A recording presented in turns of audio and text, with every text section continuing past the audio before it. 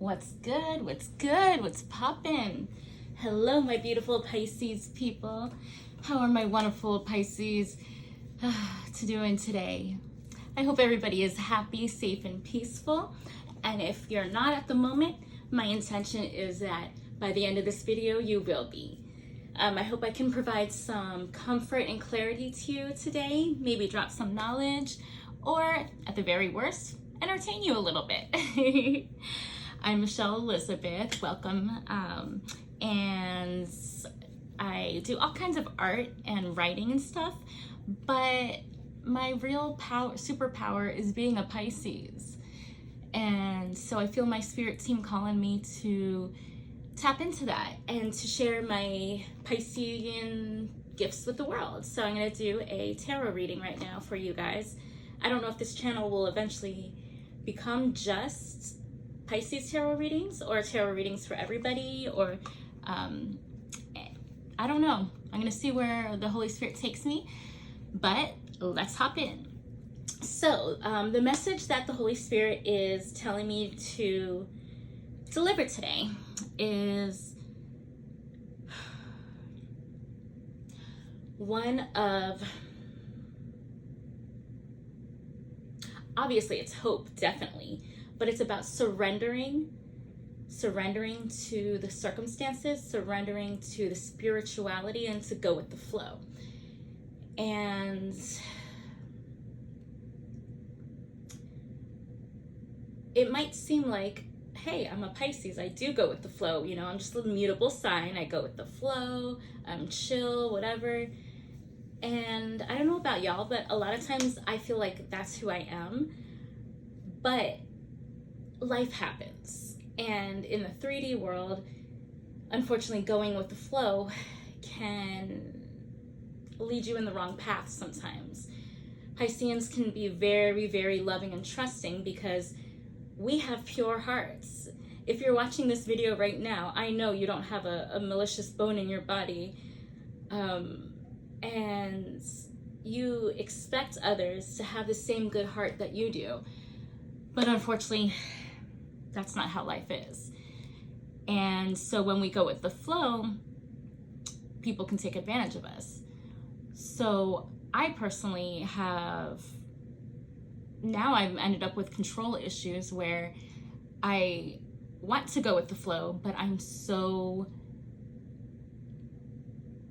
concerned or stressed and fearful and anxious that somebody's going to take advantage of me, or someone's lying to me or manipulating me, or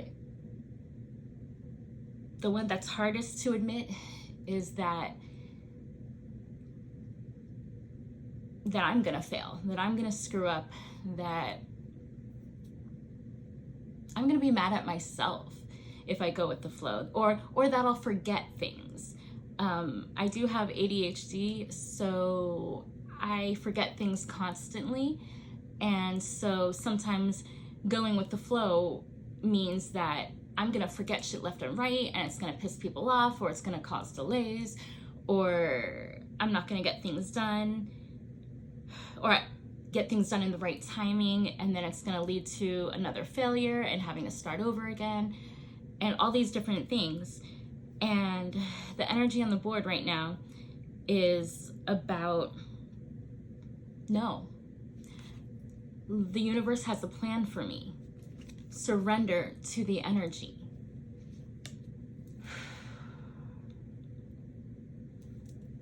My destiny will reveal itself in time.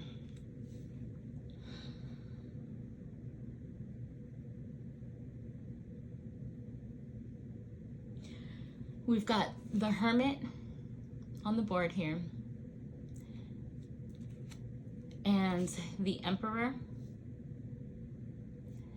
and Six of Cups.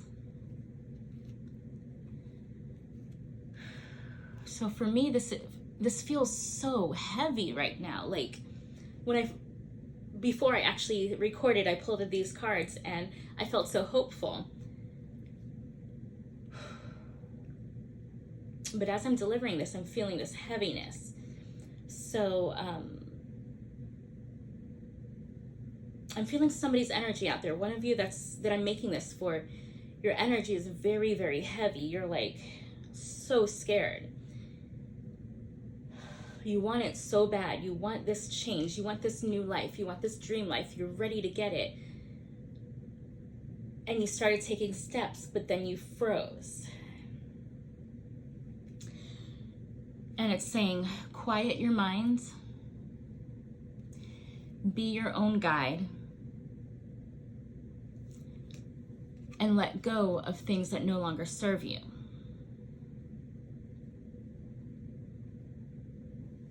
And then on the bottom of this deck, it says, strong, brave, bold.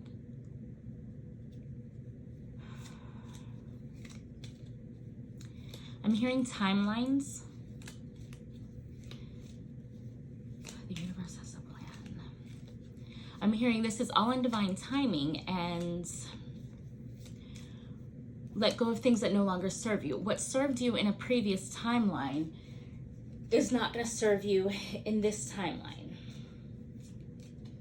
The skills and the habits that you had in a previous timeline are not going to get you what got you to where you are is not what's going to get you to where you're going, your next steps. Sometimes when I think about letting go of what no longer serves me, I mean, this is a mantra that I use in an affirmation that I use to meditate a lot and to de-stress, but I've always seen it kind of in a negative way, like I'm letting go of things that don't serve me. Things that don't serve me in my head used to be people, places, and things that made me feel stressed. Things that don't serve me are like my bad habits, or overthinking or negative mindsets. No longer serves me. I think of it in the physical realm, like, oh, maybe I should get rid of these clothes that I haven't worn in a long time, or these books that I've never, that I've read that are just sitting there, and now what do I do with them? I'm carrying them from apartment to apartment, or boxes full of memories and things. I keep thinking of it like that. But right now, my spirit team is telling me things that no longer serve you don't have to be a bad thing, because they served you before. They were good things. Like, for example, okay, they're showing me, and maybe you'll have an example in your own life, but I'll give you an example from my life to give you an idea of the message that Spirit's trying to convey. So, things that no longer serve me. Okay. So I just let go recently of a job. It was, it's confusing to me because most people say it's a stable job, or, oh, they call it a good job. A lot of my friends and family are thinking that I'm crazy for letting go of a good job. And it's a good job to them in their eyes because it's a stable paycheck. It's 40 hours a week. Well, actually, no, it was 37 and a half hours a week for some reason. But, it was work from home, and I didn't have a car when I first got it. So it was perfect for the situation I was in because I didn't want to spend money to go to work. I could work from home. And yeah, well, okay, so it doesn't serve me any longer. I don't want to get into, I have another video about why I left that job, but so so when I got that job, I had just gotten evicted, and I was homeless. So I moved in with my ex-husband and his mom. So I was living with my ex-husband and his mom and our son at my ex-husband's mom's house.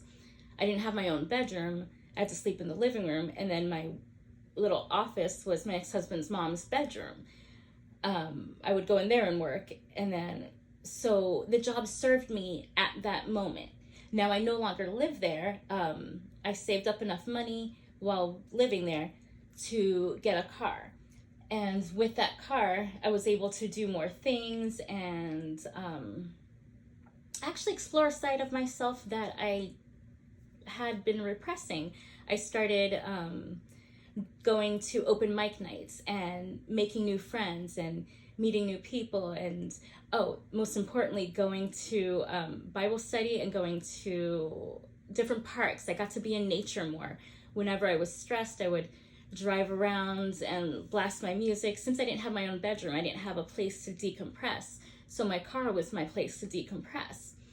And but when I got that car, it was also a really, really bad deal. Like, since I have bad credit and nobody to co-sign for me, and my down payment was not as much as that they were wanting, I took a really bad deal, a car that I knew I couldn't afford. I was just hoping that it would get me to where I needed to go. Oh, and on top of that, once I got the car, I did start doing, working additional jobs. So I would like do deliveries and stuff like that.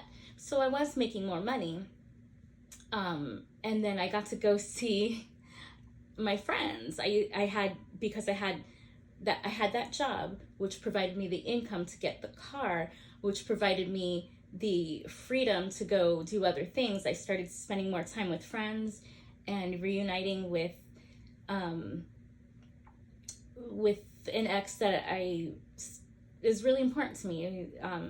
Reuniting with somebody, spending more time with somebody that was really important to me, and reconnecting and reestablishing that connection.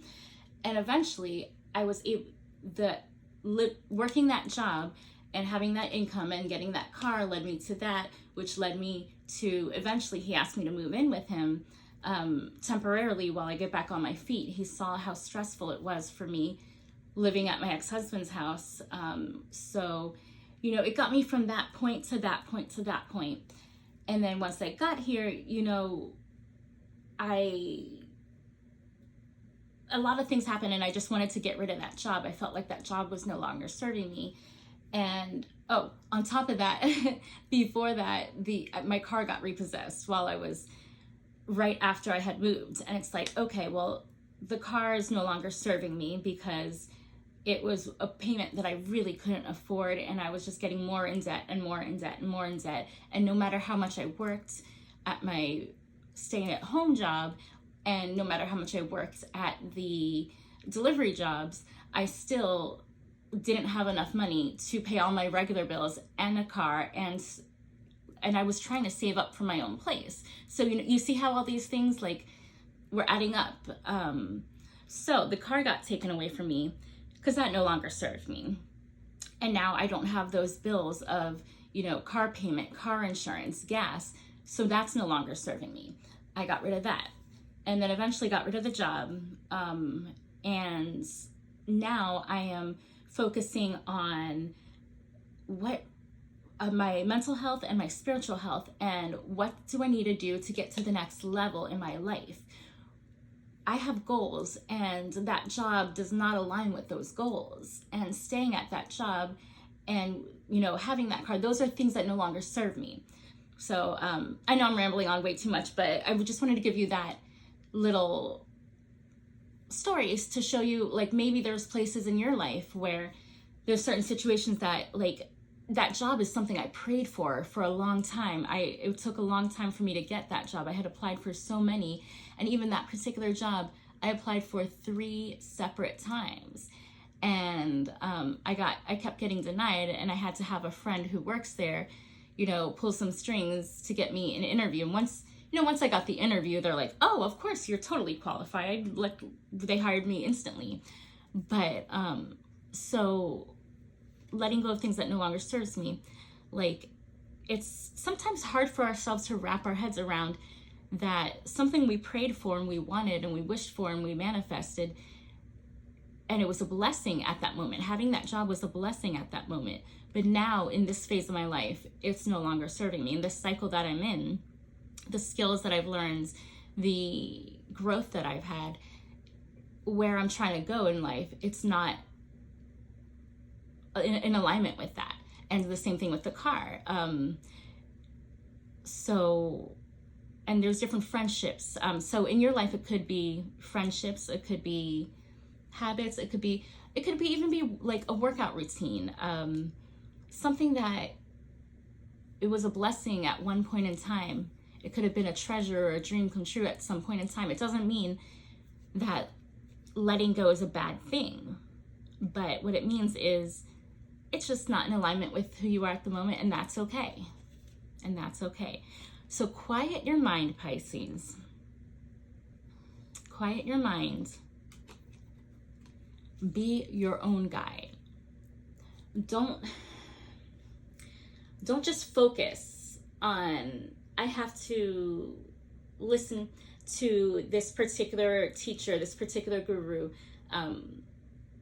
Don't take just my word for it. Don't take anybody else's word for it.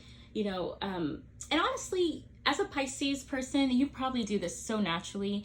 Pisceans, we take in so much information from the world around us, and then we see, okay, does this apply to me? Like, I heard this quote one time, like, oh, that's not how I think about people. I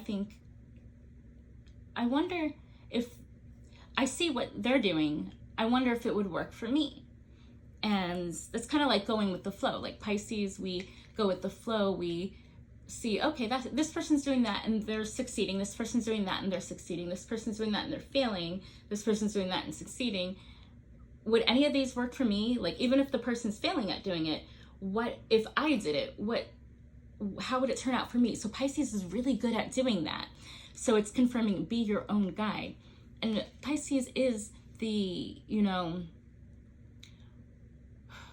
we dance to the beat of our own drum. We are totally different from everybody else anyway. So we're used to, like, even if you are like a big churchgoer, I love church, but I have a weird relationship with it because, like, it's hard for me to stay with one particular church for very long because I like to follow the Holy Spirit. And where the Spirit tells me to go is where I go. And if I feel like the vibe at a certain church is off, or the pastor is going off on a different tangent, sometimes, pastors are people too. Priests are people, spiritual gurus, anybody, any tarot reader, any expert in any field, we're all still simply humans.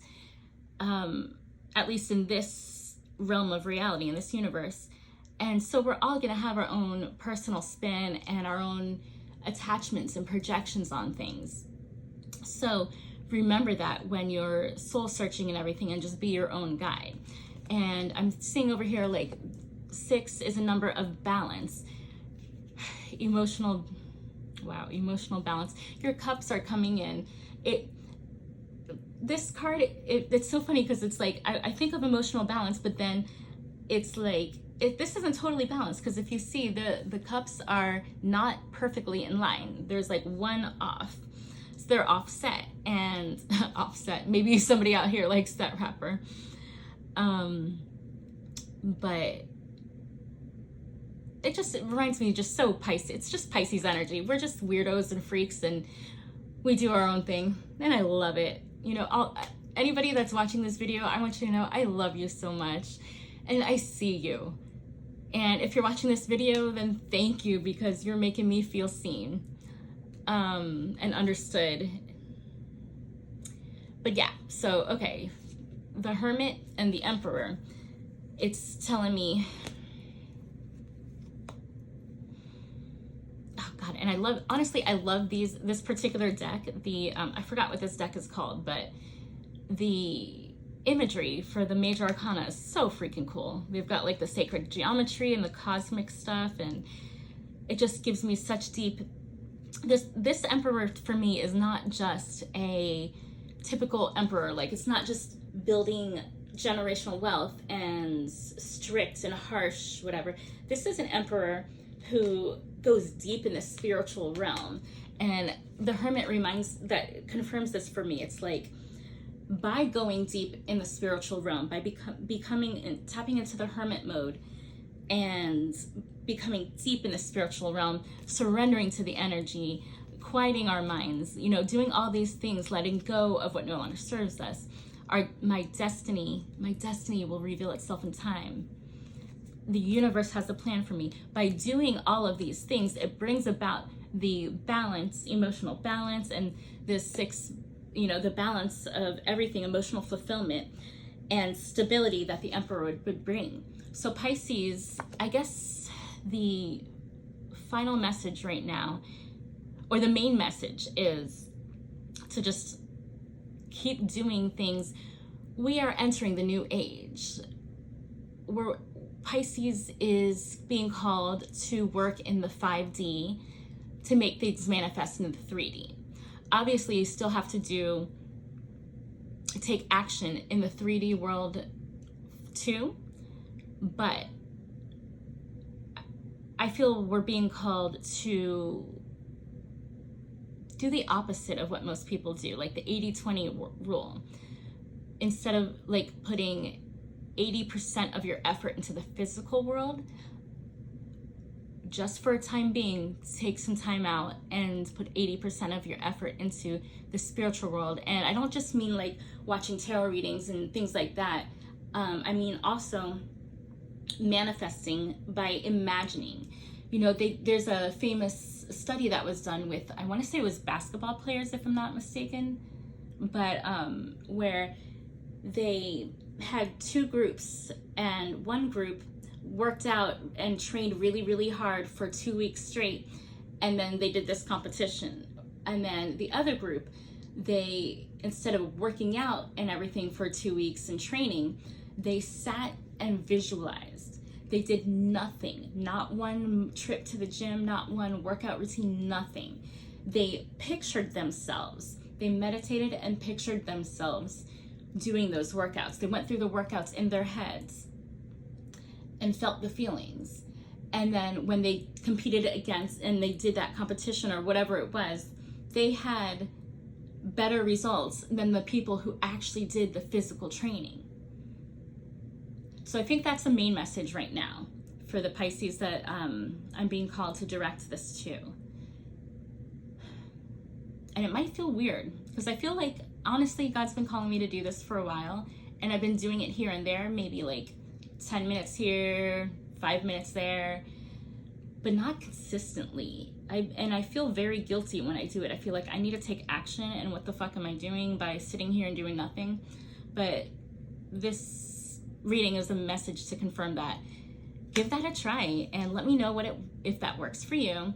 Thank you so much for watching this and for staying to the end of the video. I know I rambled a lot, but yeah, hopefully this will get better with time.